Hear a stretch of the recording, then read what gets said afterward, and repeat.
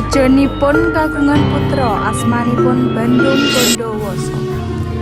Bandung Bondowoso wong kang perkasa kaya ramane. Dheweke duwe macem-macem ilmu sekti mandraguna. Tirose kesaktiyane luwih dhuwur ketimbang ramane, soale Bandung Bondowoso seneng merguru ing para pertawa sekti. Ing Prambanan ana sebuah kerajaan, asmanipun raja yaiku Raja Baka. Sang raja kagungan estri kang ayu parase, asmanipun Rara Jonggrang. Raja Baka kagungan salira ageng ugi dhuwur dadosipun wong-wong ndugi yen Raja Baka putranipun raksasa. Antawis kerajaan Pengging lan kerajaan Prambanan kedados peperangan. Wonten mulanipun Raja Pengging kalah. Tentara Pengging kathah ingkang gugur ing medan perang. Mireng kekalahan pasukan ramanipun, maka Bandung Bondowoso kagungan niat nyusul. Sopo kowe? Aku putra Raja Baka. Ana apa kowe mrene? Prabu Baka, aku arep nguasai kerajaanmu. Wanine kowe ngomong koyo ngono nang ngarepku, ha? Kowe bakal kalah karo pasukanku. Yen kuwi niatmu, langkai dhisik mayatmu. Monggo, ayo. Mati. Dengan kekalahan pasukan Prambanan, para dayang enggal ngaturi pirengan kasebut dhateng Ratu lan Rara Jonggrang. Apa dayang-dayang? Dalam badhe ngaturaken kabar Madika Ratu Raja lawan kerajaan Pengging. Sopo sing bunuh bojoku? Jalaripun Raja Pengging Madika Ratu. Bapak, ora mungkin. Sasampune menguasai kerajaan Prambanan, Bandung lan Patihe mlampah-mlampah ing desa, rumaosaken keindahan Prambanan. Enake udarane kene. Pancen seger sanget tuan, apa malih niki sampun gede tuan. Apa jes swanger yo? Leres tuan, mantul.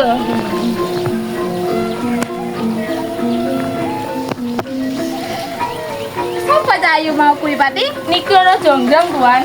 Sopo iku? Estinipun Raja Baka. Hah? Raja Baka? Leres tuan. Tapi aku kesem-kesem karo cahayu mau kuwi. Ya apa cahayu kudu dadi ratuku? Bang piyambak sedaya nglanjutne perjalanane. Sawise cekap tebih saka peninggalan, rakyat-rakyat desa ngawiti micarakake. Kuwi to Bandung Bondowoso iki. Bandung Bondowoso sing wis ngalahno raja? Iya, bener. Wis tak kira. Kira apa? Apa bener Bandung Bondowoso kuwi arep nyedaki putri Rara Jonggrang? Bener pisan. Iki dheweke narkoba. Wonge wis kemalan uga sombong.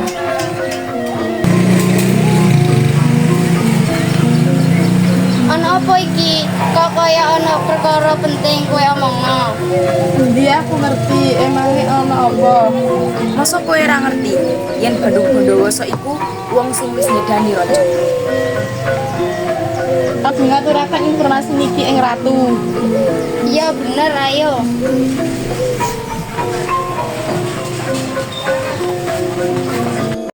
Dadi tanpa mikir dawa, para dayang enggal mengampiri ratu lan nyampekno fakta sing diintokaken wau.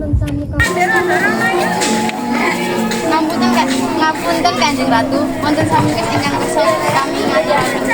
Ana apa para dayang? Kesusuwe. Kalau sonen tiyang ingkang nyelak kira yaiku putra saking Raja Pengging. Jadi Raja Pengging aku. Oke, aku juga Rara cidek karo anak lan. Nggih, Ratu. Sara, ayo temenan kowe dina iki. Ah, ora, kowe suwae. Mergo api atimu lan ayune parasmu, aku pengen jadi bojo sing pertama dan terakhir kang bawamu. Mene anakku waktu Bandung, kan temani aku sesuk ing ngarep istana. Iya, aku bakal setia dengan awakmu. Ibunda, dalam badhe ngaturaken sesuatu. Ana apa anakku?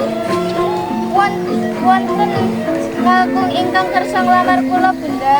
Sopo Sopo bocah lanang kuwi, Roro? Asmane yaitu Bandung Bondowoso. Apa? Tenanan? Inggih Bunda Saestu. Punten napa kok Bunda sampai kaget? Rungokno anakku, ana sing Bunda arep sampekno kangge sampeyan. Sakjane Bandung Bondowoso kuwi bocah laknat sing nyedani bapakmu, Roro. Hah? Ora mungkin. Bener iku, Nak. Lajeng pripun carane nolak Bandung Bunda? Ngapunten Kanjeng Ratu, kula kagungan ide. Kados pundi menawi Roro Jonggrang menawi syarat ingkang mustahil kalian pun tumindakaken. Ya apa iku Dayang? Kados pundi menawi Roro Jonggrang ngutus kanggem damel 1000 candi sedalu sederenge pitik berkokok. Oh, injih, aku setuju.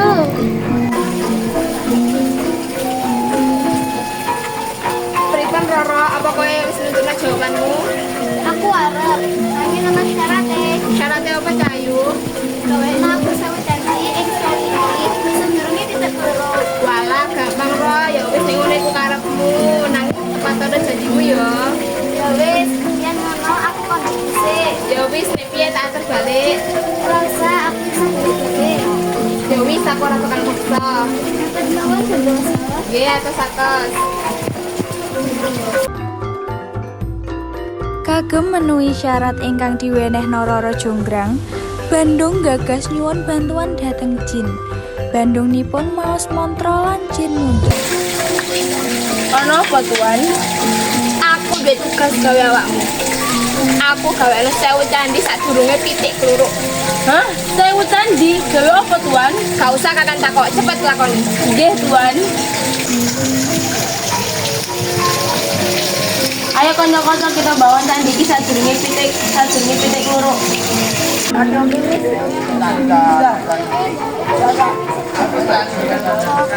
pundi menawi putri nyuwun bantuan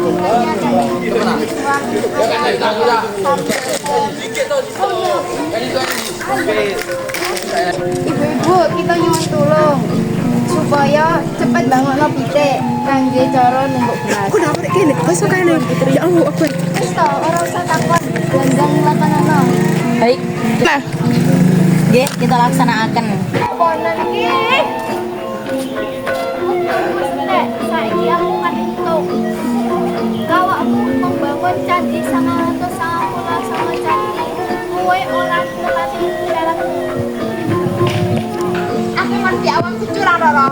Awakmu senangan pitik kluruk ben para jin bisa miring. Awakmu bojone aku. Awakmu tak kutuk dadi candi sing 1000.